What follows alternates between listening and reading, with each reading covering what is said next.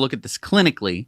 A new technology came along, solar panels, that was cheaper and more reliable than the existing technology, the diesel generators. Exactly. And what I'm trying to show is that if you look at the technology objectively, without all the biases that solar has in most places. Wait, what do you mean? So solar panels here in the United States, for instance, have had a tough time gaining acceptance. I went out with Solar City and Tesla crews who were, knocking on people's doors door to door to sell solar. And here are some of the myths that solar panels still have today. They could cause your roof to leak. They cause fires. Solar panels mean that firefighters can't put out fires that are on your house. Solar lowers your property values. They're too expensive. They're not efficient. If it snows, your roof will collapse. What if they get dirty? And on and on and on. Oh, I see. And the farmers in Afghanistan didn't get all this misinformation. They just looked at the technology objectively and saw that it made sense. Exactly. The farmers are proof that solar is a superior technology. So the proof is in the heroin. Yeah, I mean, we probably should have called this episode that. Instead, we said the proof is in the poppies because... YouTube doesn't like the word heroin. Right. As any advertiser would not like. I mean, it's sad, I know. But yes, the proof is that by adopting solar panels, these farmers were able to increase their yields consistently year over year. So much so that, as you said, tens of thousands of people moved to what used to be a desert in Helmand province. Yeah, and this is another big problem. So many people have moved to the desert and are relying on this new water and these new crops to survive, but... Oh, wait, the water. I mean, they're pumping it right out of the ground, probably faster than it can be replaced. They're going to run out of water? Yeah. According to David Mansfield, the author of When the Water Runs Out, over 1 million Afghans depend on this aquifer that is now being depleted faster than ever. By some estimates, over 3 meters of water per year are being pumped out of the ground. So what's going to happen to all these people when the water runs out? That's a good question. Yeah, when that happens, you're going to have tens of thousands of people who are living in a desert that can no longer supply them with crops and water, and they're going to need to move somewhere. Where are they going to go? They're going to go to the next province with water? Or what? Yeah, who knows? I mean, it's really hard when you have a bunch of people all at the same time who need to move out of a region and move into some region that's already occupied. Okay, so I don't understand why we're talking about this. This seems like a horrible example of a use of solar. To be honest, I chose this real-world example to get your attention. I knew that if we talked about megawatts and saving pennies per kilowatt, most of you would be put to sleep.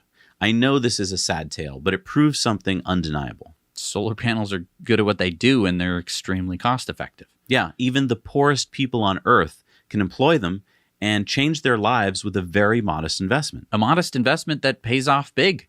I mean, these farmers are getting essentially free water every day for as long as the aquifer lasts. And that's my point. We are so misled in this country to believe that we need more coal mines and more natural gas and more oil wells to solve our energy needs. And we know that that's BS. And here's the funny thing. We get emails all the time from people asking about free energy devices.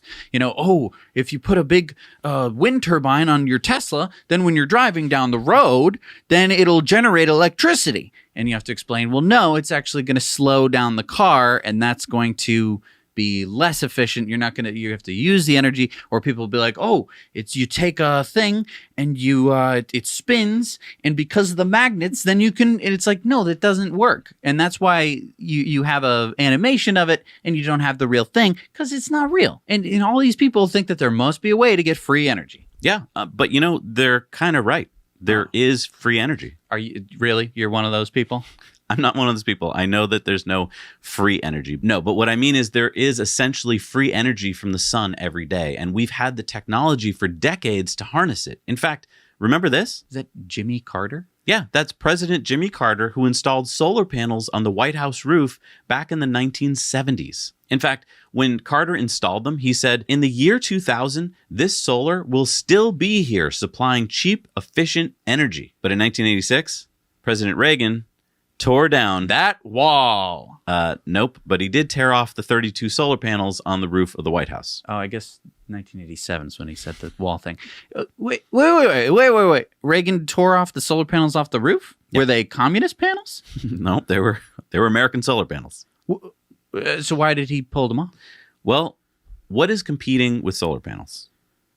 Lunar panels? No, I mean fossil fuels. Fossil fuels, yeah. And if solar is cheaper, cleaner, and safer, then how do you compete with it? You can't? You can. You just need to, Lie? yeah. What's another word for lying? Advertising? Advertising, exactly. And so how do you run a good ad campaign? You lie about your competition? Exactly. You promote fear, uncertainty, and doubt about your competition. But, I mean, I guess you don't have to worry about people in Afghanistan because, who cares about those people? They're not buying our oil.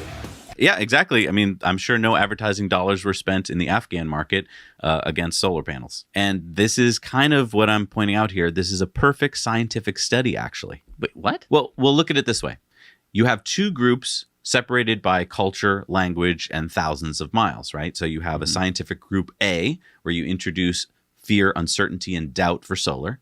And then you have group B, where you don't do anything. It's a control group. But wait, this isn't scientific. Group A that you're talking about, the one that's being fed fear, uncertainty, and doubt, is wealthier than Group B. This only proves my point further. Imagine how much solar we would have in this country if we hadn't been lied to for decades. So you're saying the United States could have been the largest producer of heroin? I guess we could have, but that's not what I'm saying. I'm pointing out that if we had positive policies and attitudes towards solar in the U.S. for all these decades, you would probably see solar panels on every block in America by now. And a vast reduction for the need of fossil fuels. Basically, solar panels could have weaned us off of our fossil fuel addiction. And they will. But first, we have to overcome the FUD, the fear, uncertainty, and doubt, and the misinformation that has been spread by big oil for decades. And I mean, I guess one great way to spread this idea is to get solar yourself. Yeah, I mean, this is what happened in Afghanistan. One farmer went down to the market, bought solar panels, and I'm sure a lot of his farmer friends are like, that guy's crazy. What is he doing? What are those things? But they didn't have any sort of misinformation in their head. Right. They were probably like, what is this? So after his first crop came in, they probably were like, whoa, let's go talk to him and find out what he did. Right. Because it worked. Right. And that's the same thing we experience here with Teslas, for instance, and butts and seats.